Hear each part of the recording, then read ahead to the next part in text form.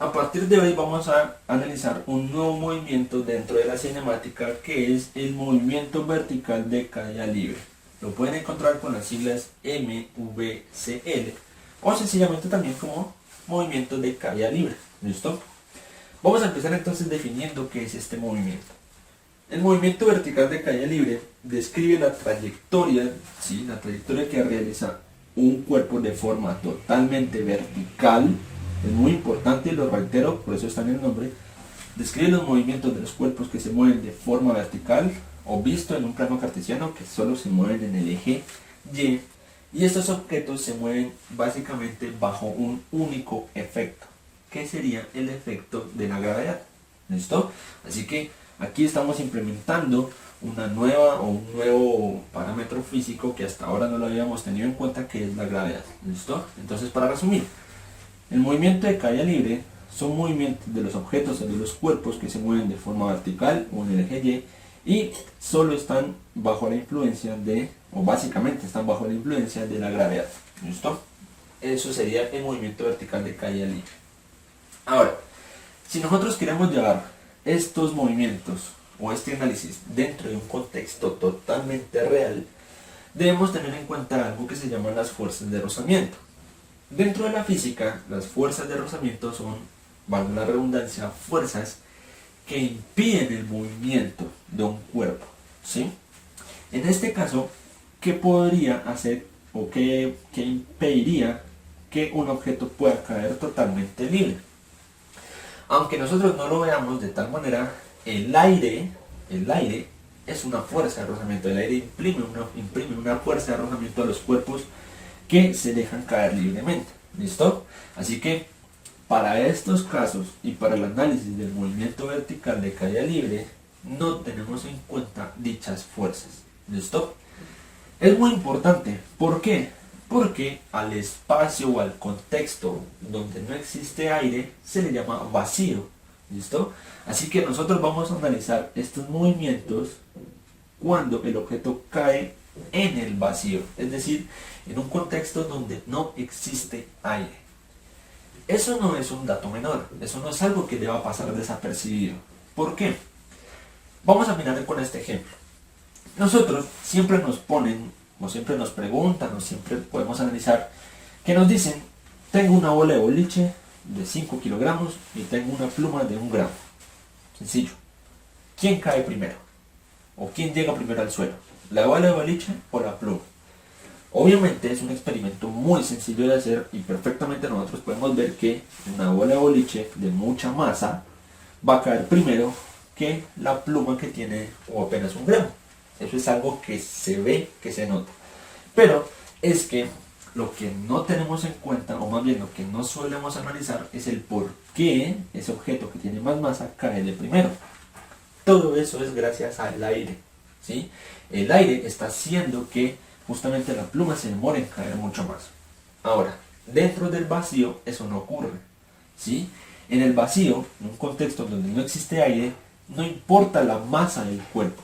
Si nosotros ponemos a caer una bola de boliche y una pluma, perfectamente van a caer con la misma aceleración, van a llegar al suelo al mismo tiempo.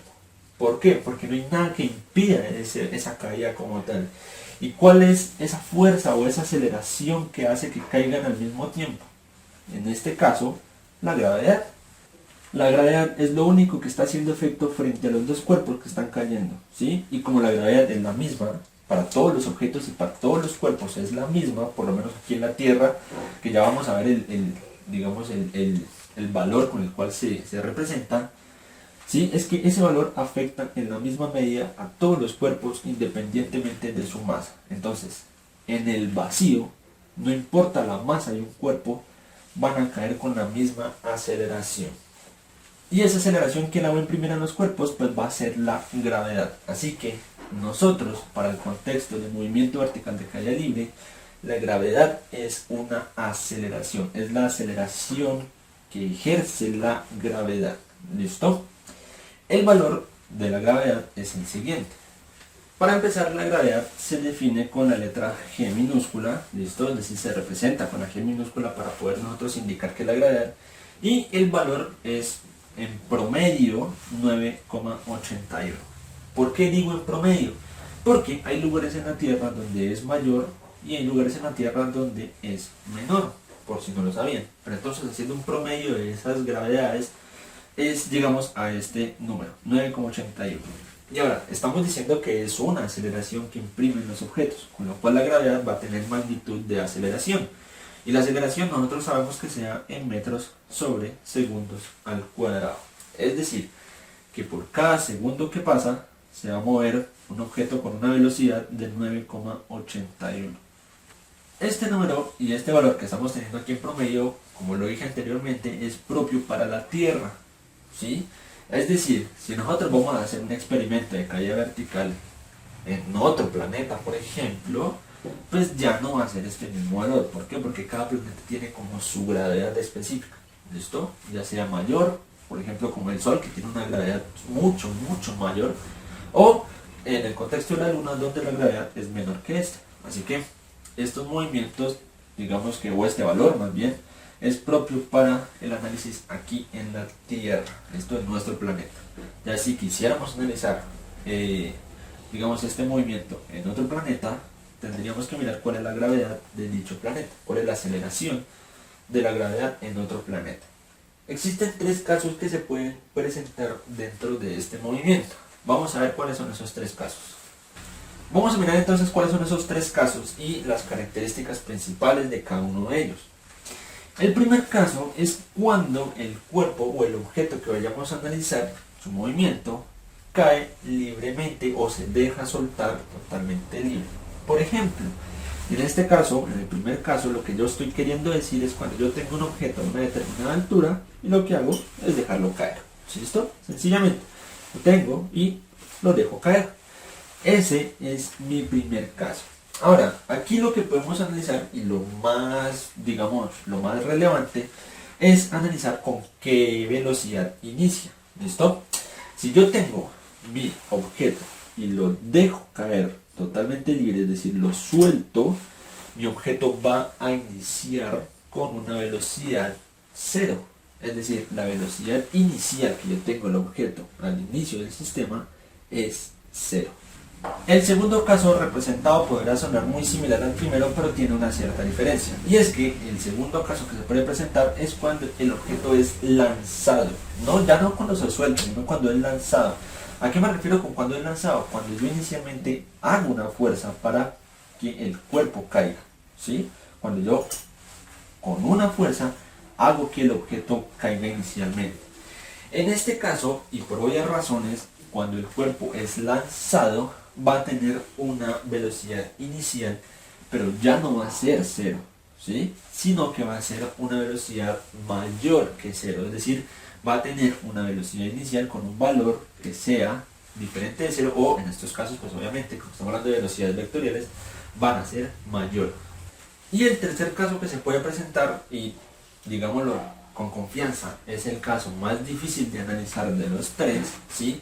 Es cuando el objeto se lanza, es decir, cuando el objeto, digamos, verticalmente es lanzado hacia arriba, es decir, ya no lo dejo caer desde una altura, o ya no lo lanzo desde una altura, sino que desde, digamos, desde abajo, yo lanzo mi objeto y vuelvo y cae, ¿sí? Cuando lanzo el objeto y vuelve y cae. Eso también es un movimiento de caída libre, ¿listo? Porque más allá, digamos, de que no estemos analizando el movimiento como tal desde una posición, desde una altura superior, ¿sí? Miramos que el objeto está cayendo libremente, ¿sí? Cae libremente. Así que este tercer caso también hace parte del movimiento vertical de caída libre. Como estos dos primeros son muy fáciles y ya analizamos lo principal, que eran sus velocidades, digamos que por el momento vamos a terminar con ellos. Y vamos a quedarnos con el tercer caso, que como ya le dijimos, es el más difícil de analizar. Lo primero que vamos a hacer es analizar el movimiento y el recorrido que hace cuando se presenta este caso. Y es que yo tengo un objeto, digamos desde mi altura 0, porque lo estamos analizando con respecto a esta altura, así que aquí abajo estaría mi altura 0, ¿listo? Y como dijimos, el objeto va a ser lanzado hacia arriba verticalmente. Entonces aquí tengo mi posición inicial, que la he llamado posición A, ya les voy a decir porque lo llamé con la letra V, es para analizar también las velocidades, pero quedémonos con que esta es mi posición A. Entonces mi posición es cuando apenas la voy a lanzar, lanzo mi objeto, listo, con lo cual pues su movimiento va a ser hacia arriba, y va a llegar un momento en donde el objeto sube, sube, sube y no va a subir más, listo. Llega un momento donde ya el objeto sube y digamos que podría llegar a su altura máxima según la fuerza, listo. Entonces sube y llega un momento donde se detiene. En ese momento donde se detiene también toca analizar ese punto, con lo cual yo lo he llamado punto B. Y es que una vez ya llega a su altura máxima, podríamos decirlo de una vez, va a volver a caer el objeto y cae en lo que yo he denominado posición o instante B. Entonces miremos que aquí inicié, hice recorrido, su movimiento era hacia arriba, llega a un punto donde ya el objeto no va a subir más, listo, y vuelve y cae. Aquí cae y su movimiento ahora es hacia abajo. Todos estos movimientos verticales, listo, todo totalmente vertical. Ahora vamos a analizar qué pasa con los tiempos, listo. Para empezar, y esta es una característica del movimiento vertical, lo mismo que tarda en subir es exactamente lo mismo que tarda en bajar.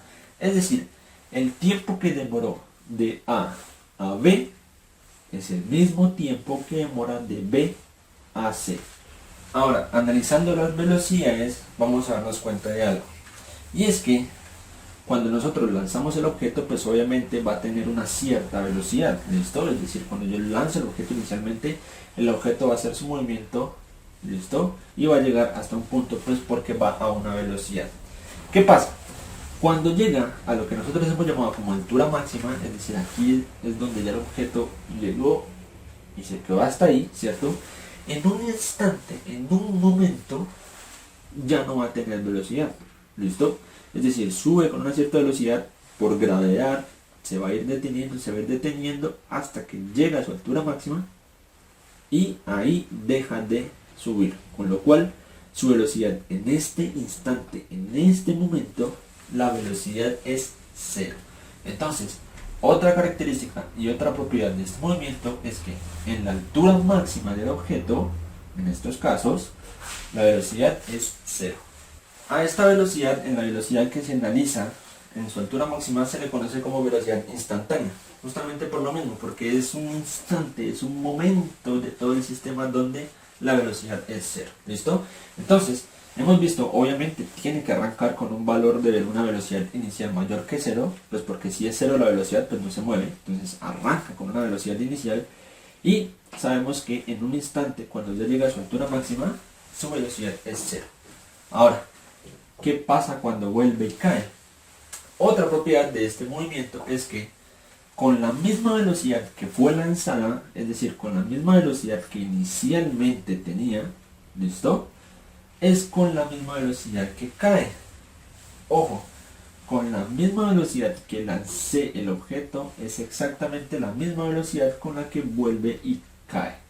Muy sencillo, ¿no? Podríamos decir básicamente que la velocidad en el punto A es la misma que la velocidad en el punto C. Así que esa es otra propiedad. Hay otra propiedad que no la voy a escribir, pero pues que también toca tener en cuenta. Y es que, a ver, nosotros lanzamos un objeto, sabemos que por gravedad, al ir hacia arriba, pues va a ir mermando su velocidad. Es decir, la velocidad que está aquí en el punto A, en el punto inicial, va a ser mucho mayor que en este punto, por ejemplo, en el punto medio. ¿Listo? ¿Por qué? Porque sabemos que de aquí a acá pues va a ir frenando hasta que se detiene. Aquí quiero llegar con todo esto. Que si yo analizo en la misma altura pero de caída, ¿sí? Va a tener la misma velocidad. Como las velocidades son vectoriales, estamos analizando vectorialmente la velocidad.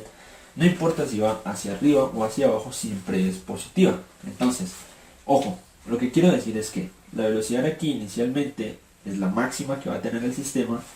Luego llega un momento en donde en el momento de subir, listo, la velocidad se va a ir mermando. Entonces, en este instante, la velocidad de este instante es menor a la inicial. Llega a su altura máxima, con lo cual la velocidad es cero, y una vez llega a su altura máxima, pues vuelve y cae. Si nosotros analizamos la misma altura, exactamente la misma altura con la que subió, aquí también la velocidad va a ser la misma. ¿listo? Aquí también la velocidad es la misma.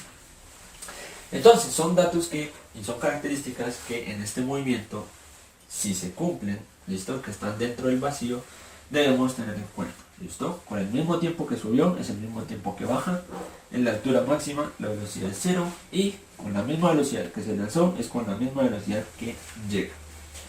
Características muy importantes dentro de este tercer caso del movimiento vertical de caída libre. Ahora, vamos a ver cuáles son las magnitudes o las propiedades físicas que están presentes en este movimiento. Ya hablamos de varias, como velocidades, de tiempos, pero vamos a tener en cuenta y vamos a copiar todas las que están presentes en dicho movimiento. Ya hablamos entonces de velocidad inicial, ¿listo? Por ejemplo, en todos los tres casos, esto obviamente cumple para todos los tres casos, siempre va a haber una velocidad inicial, ya sea que el cuerpo se deje caer o que sea lanzado, ¿listo? Y en el sistema internacional la velocidad es en metros sobre segundo, cosa que ya sabemos. Así como tiene una velocidad inicial, pues va a tener su velocidad final, ¿listo? También en metros sobre segundos. Y también habíamos hablado del tiempo que en el sistema internacional es en segundos. Tenemos dos nuevas magnitudes, ¿listo? Dos nuevas, y lo digo entre comillas porque son cosas que ya hemos analizado. Por ejemplo, como estamos hablando de verticalidad, ¿listo? De movimientos verticales, nosotros la distancia vertical la analizamos como una altura, ¿listo? Nosotros decimos, por ejemplo, de aquí a aquí hay una altura de tanto, ¿listo? Entonces, la nueva magnitud que nos vamos a encontrar es la altura. Pero pues, vuelvo y digo, como es una distancia, es algo que ya hemos manejado y en el sistema internacional, pues lo manejamos en metros. Y la gravedad, que ya lo dijimos al principio, ¿listo? Va a ser la aceleración con la que caen los objetos en el vacío, con lo cual la gravedad pues va a estar relacionada con la aceleración y pues se da en metros sobre segundos al cuadrado. Presentando entonces las cuatro fórmulas para el movimiento vertical de caída libre son las siguientes. Y ahora, si ustedes son observadores, se van a dar cuenta de que las fórmulas del movimiento vertical de caída libre son casi que las mismas del movimiento rectilíneo uniformemente acelerado. Son casi las mismas, por no decir las mismas, ¿sí? Solo que en la distancia lo reemplazamos por la altura y la aceleración lo reemplazamos con la gravedad. Pero son exactamente las mismas, tienen la misma, digamos, la misma nomenclatura, ¿vale? Ahora, algo que tener en cuenta es cuándo es positivo y cuándo es negativo en estos casos. Y aquí es donde puede haber una cierta confusión. Cuando nosotros entonces analizamos el cuerpo que cae desde una cierta altura, va cayendo, ¿listo? Entonces es positivo. Y negativo cuando el cuerpo esté subiendo, es decir, cuando desde una determinada altura nosotros lo lancemos hacia arriba, tomamos como negativo, ¿listo? Es muy importante tener en cuenta, vuelvo y digo, puede presentarse una confusión, pero pues si nos lo aprendemos al principio ya no va a haber confusión después. Entonces, miremos que no va a ser tan difícil este movimiento porque nosotros ya hemos trabajado con estos casos, ¿sí? Y obviamente ya sabemos, por ejemplo, cómo escoger cierta fórmula dependiendo de los datos que nos den y que nos falten, ¿listo? Eso ya lo sabemos. De esta forma entonces nosotros hicimos la introducción al movimiento vertical de caída libre.